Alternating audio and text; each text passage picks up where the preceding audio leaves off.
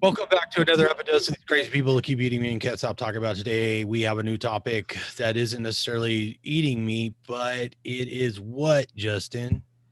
Yeah, so what is up with people wanting to eat the wrong foods? What's going on there? We're going to dive a little bit into this. This is a short ribs where we take 5-10 minutes to go over a topic in the Maybe, health, maybe fitness, 15. maybe 15, health, fitness, keto, carnivore, diet community as it is. Um, Yes. yeah, so why do people eat the wrong foods? Um, so I think we should first define the wrong foods. Now, this may vary depending on ideology, from ideology to ideology. Um, but I think from the spot that me and Tom are coming from, the wrong foods are carbohydrates, whether they be processed or unprocessed, your breads, your grains, things of that nature. Um, Most fruits and most vegetables, if not all fruits and all vegetables. So anything that is not an animal would be a wrong food. Dairy for some is probably on the line, and alcohol sparingly. And coffee sparingly, right? Coffee Hopefully, sparingly. right? Yeah, Yeah. So, but let's think of some of the classic wrong foods. I mean, let's say a donut. right. Let's say you're Homer Simpson and you love donuts. Why do we want to eat donuts? Well, I think it's twofold. One, it's more sugar and carbohydrate than any person in any time in history would have gotten in their system in a lifetime, probably, compared to any time in human development. So it's just an overload. It's a chemical overload. The the prevailing narrative is that it's a treat, though. They're delicious. You can have coffee and donuts to start your day. It'll really rev up your engine. There's the whole police enforcement and donuts. That whole thing as well. Are you Um, stereotyping law enforcement? How dare you? I remember as a kid, my Saturday treat was a chocolate bar, which is one of those donuts that those that don't know, it's just a bar of bread with chocolate on spread on top, frosting, Yeah, and a chocolate milk.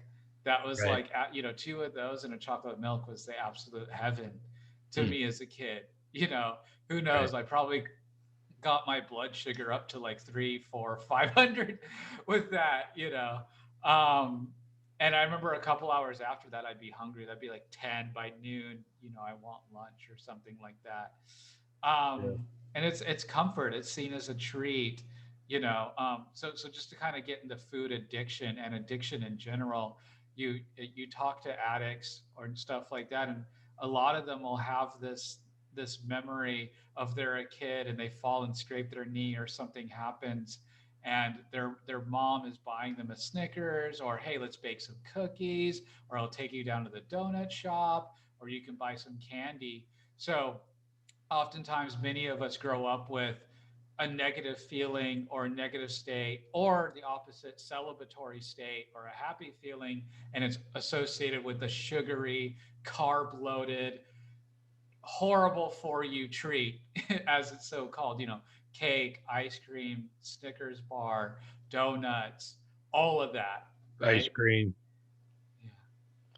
Yeah, so there's all those kind of socially enforced sort of reasons why we look forward to it, and then there's the chemical aspects. Like a donut's a good example.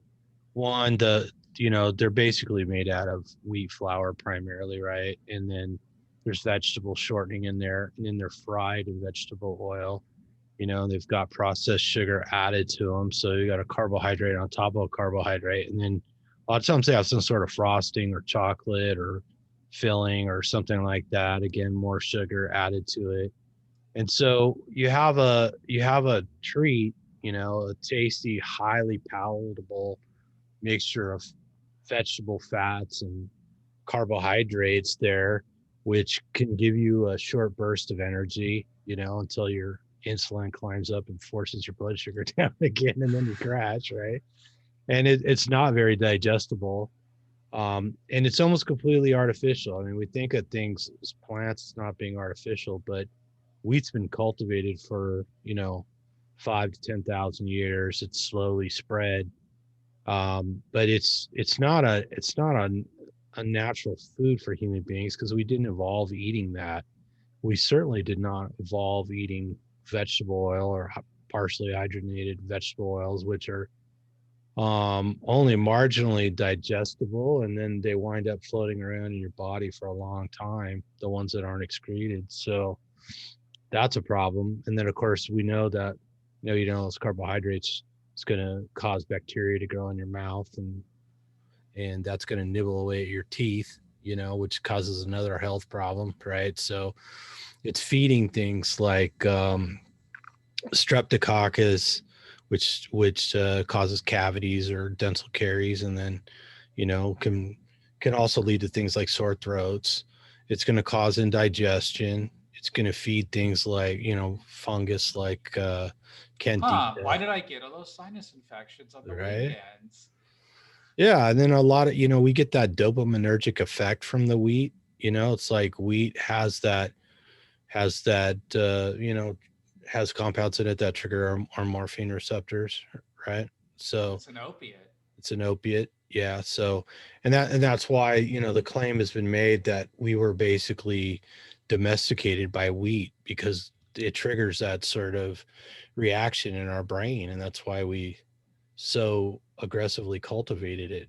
But cultivating wheat is one of the ways that we just destroy the planet, right? We just plow up the earth and kill the soil and grow with chemical fertilizers and pesticides, and then we have to annihilate all the pests, all the bugs and rodents, and then the larger animals that feed on them, we wind up massacring them so we can have more donuts.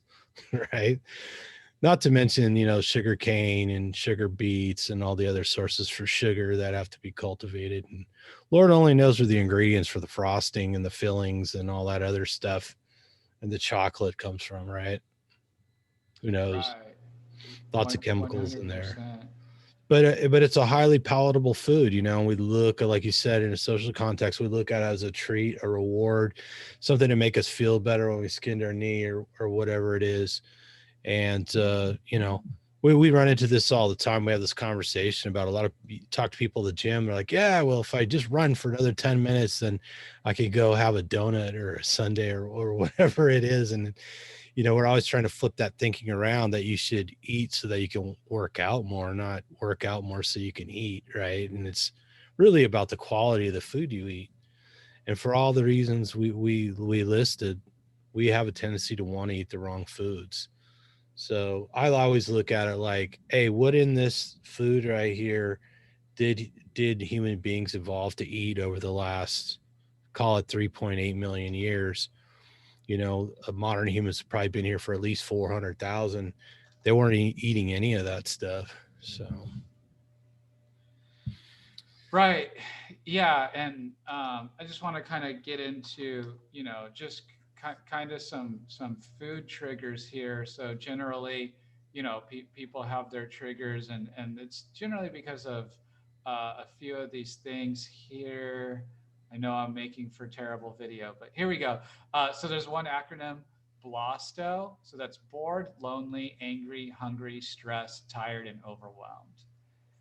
Generally one of those, everyone, it's, you're kind of bored at work. What do? You go for the coffee and donuts or candy or something. And maybe at home, as you go for a bag of potato chips, some people just eat out of boredom and loneliness. Um, and the carnivore system, if you are bored and lonely, you can go eat a steak, and it's gonna be so much better for you than eating, something, bad for you. The potato chips, the fries, or getting the Big Mac with the sauce and the cheese and the bun and all that. You can go have your Big Mac. You just got to say lettuce wrapped and no sauce, or light sauce, or something like that. And I think a big part of it is social, psychological, and advertising. I mean, we got to stick it to the advertisers, right? Heart healthy foods, and it's the box of Cheerios. You know, Right. it's what you say all the time: victim of bad information. Even Yeah. many of us, nobody wants to eat poorly consciously. Not really. A lot of the times we end up with poor health effects because we're eating stuff that we even getting away from the donuts, then we're stuck on the salads, the almonds, the lentils, all that stuff, with all the lectins and the oxalates and the polyphenols and all that kind of stuff in it, Yeah. and we see, well, honey is better than sugar, or maybe organic brown sugar, or is better than white sugar. Yeah, it's a step up, but your body's still going to see it as sugar. So you're still not, and you're wondering why you keep getting sick, even though you believe you're doing everything right. That's how it was for me. I felt like I followed all the advice and I wasn't getting better, at least not a level of better than I am now, you know. Um, and so it's a bad information. It's propaganda, advertising, it's emotions, it's culture, it's being hungry, and you How know, about just plain old not feeling good and trying to make yourself feel better, and it's like, oh, well, even if it's just kind of have this, I don't know, mochaccino thing or whatever, make me feel better. But, and in itself, maybe the coffee by itself wouldn't be so bad. But then you're adding, I don't know, caramel syrup or whatever they put in it and some sugar and then some sweetened whipped cream, or it's probably not even real whipped cream or whatever, right? And so you're just compounding it.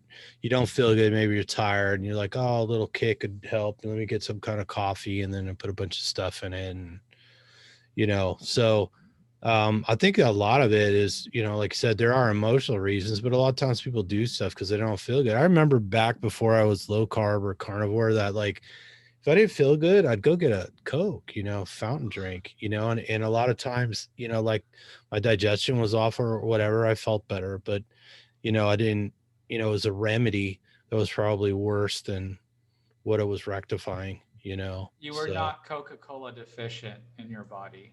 it's a good point. I didn't feel bad because of my lack of Coca-Cola, right? Yeah, it's an important thing to remember. Just because something's a remedy for a problem doesn't mean that it's the best way to handle it, right? It's like all these things we do to feel better when we never really get down to the cause, right?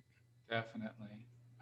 Yeah, I mean, don't get me wrong. Ice cream is always nice. Hot chocolate fudge. I mean, it's evil. It's so good that it's evil. Cream puffs, eclairs. I mean, there's some pretty decadent food out there. Sure. But it's kind of it's getting to a point of ridiculous too, though. I remember I posted a picture of what was it, Lucky Charms oatmeal, right?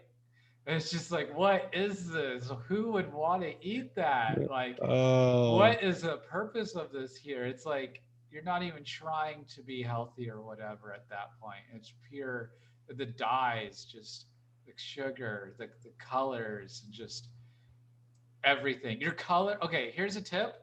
Don't eat anything rainbow colored. I think that is a good start, you know? yeah, but I mean, all those things like oats and grains and stuff. Those are food for other animals, not us, right? So don't eat your food's food. Don't eat that. Don't eat the salad. Don't eat the oats. I mean, oats, for God's sake, are bad for your teeth. They're actually bad for your blood sugar. They'll give a horse diabetes, and horses are meant to eat stuff like that, obviously in moderation. But people, we've been sold this idea that eating oatmeal or something, is it's like this great food. No, that's what people ate because they didn't have other things to eat. That's what it's really about. If they, in the past, people would have gladly eaten the meat instead of the oats. It's just a bad habit. It's just more bad information that's handed down to us. And thank you, Wilford Brimley, for selling us all that oatmeal, so then you could later sell us diabetes supplies. Or what's his face? The comedian was always selling the Jello. Uh, Oh, Cosby? Cosby, yeah, Cosby out. pimping his Jello brand pudding or whatever it was. Yeah, Jello pudding. Yeah, that's not a healthy snack. Come on, healthy compared to what? I You don't know? think he ever said it was healthy. I think he just said it wiggled, No, okay. There which you you go. probably also shouldn't eat. Well, unless it's fat, but nothing that's that kind of gelatin either. But another reason why people eat the foods that they they shouldn't be is they remember eating it as a kid. Sure. Whether it's brand name or something that, chicken noodle soup, right? How popular is when you're sick, you need to eat your chicken noodle soup. It's like, well, the actual part that if you actually get better from chicken noodle soup, it's the broth from the chicken bones and the chicken. It's not the carrot and the peas and certainly not the noodle part of the soup there Right. that is making you better. And so there's some of these weird traditional foods that have a little bit of meat in them, but they ate them because they had to and they were on the farm and they didn't have access to a lot of meat. And so it Right. becomes a traditional food. And it doesn't, like, oh, your grandmother cooked this all the time. It's, It's just like and the Mediterranean diet. People are pushing that idea, but they go to the Mediterranean and study what they think is a Mediterranean diet, which in itself is kind of a misnomer because it's not like they eat the same thing throughout the Mediterranean. But prior to when they supposedly researched this, people typically ate a lot more seafood and a lot more meat. But post, like World War II, it just wasn't available. It had gotten very expensive and it was in short supply. They do the same thing. They go to Okinawa. Oh, these people live so long, and they get there after their pork population, their pig population has been decimated by the war. And they see all these people eating all these vegetables because their pigs have been mostly wiped out, from combat. So yeah, we get all these weird ideas about what we're supposed to eat from these really bad sources, and they become part of our culture. Eat a balanced diet. What the hell does that mean? Right? Eat the rainbow. What the hell does that mean? I'm You sure know? Italians eat nothing but meatballs and spaghetti, you Right? Yeah. know. Pizza, meatballs, spaghetti. And according to Joe Rogan, I think it's linguine with clam sauce. That's the other one, right? Right. Yeah. So it's all just bad information, is bad sort of like impression of what people ate in other places and other times that promoted longevity and health. It's all been obscured. I mean, Just even in the athletic world, I remember running cross country and track and put in my head, you got to carb load before a meet. You got to have, a foot long Subway sub or a huge plate of spaghetti, the night before the meet. So you have enough endurance and energy. And I was probably just making myself sick, insulin resistant and nauseous and everyone has the before race head to the porta potty, probably because all that fiber and all that carbs and all that stuff. Our body's trying to get rid of it before we race. you know, I totally did that though. Was try to pack on as much carbs as possible the night before. And I had trouble sleeping, right? Because I had to get up at 4 a.m. for the bus to go to the meet. And I'm all jittery. My body doesn't know what to do because I just had, a pound and a half of noodles with tomato. right. Yeah. So I remember in college I was standing there waiting to talk to the teacher, professor, whatever, and this girl who was on cross country, she was talking to her because this teacher happened to be a runner, and she's like, "Yeah, I'm running out of energy in the races." And I remember the teacher recommending different brands of like goo and stuff like that, the sugar, simple sugar syrup sort of stuff packets that they eat during the races. And back then I didn't know any different either. But so anyways, yeah, and if you guys want to hear more about that, I talk a little bit about that with Zach Bitter in a video. So he's an ultra marathoner and a hell of a nice guy. So yeah, he primarily eats carnivore. He does, you find a lot of these athletes that do extreme stuff that they can't eat enough meat to get enough calories, so they will add in things like white rice and stuff like that. But for the average person, that doesn't help. And Anything else is usually hard on our digestion, right? And hard on our insulin levels. So we avoid them. So, anyways, Well, that's just a few of the I reasons. Go ahead. I just want to throw in one more in there. Protein shakes. Everyone believes protein shakes are healthy, but the typical protein shake has, 30 grams of carbs and whatever else in there, and like a wheat germ protein or something like that in it. So if I don't know if you Oh want to just yeah, take one more minute to just talk about, 'cause that's your world, you know. yeah. Well, in the past, I tried a lot of them: egg protein, isolate, soy protein. It's just on and on and on. Or And those blends. bars are some of the worst things. Yeah, I mean, it's just convenient, chemically enhanced crap. Processed food. Had I known just eating steak was far superior to all that, I would have I would have cut to the chase 20 years ago. It would have been nice to skip the arthritis and the psoriasis and the anxiety and all the other debilitating sort of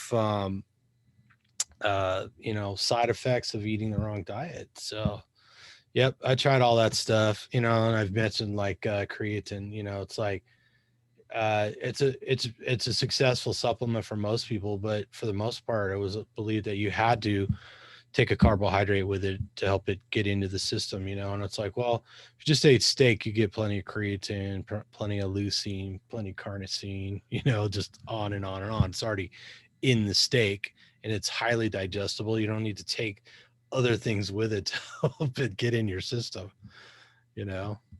So yeah. Yep, definitely not worth it. I mean, not for most people anyways. You probably find an exception to every rule, but yep. So I think we covered a lot of the reasons why we want to eat the wrong foods. So, and I think we did a good job of sketching out the wrong foods. So, Yeah, I guess this will be a medium rib. Maybe not a short ribs, but it's a medium rib. right. Well, if you think this will help somebody, pass the link on to them. Please subscribe, stay subscribed, leave us comments, give it the old thumbs up. And whatever you do, eat some meat and feel better. And don't Don't fall fall down the down the carb carb hole. hole.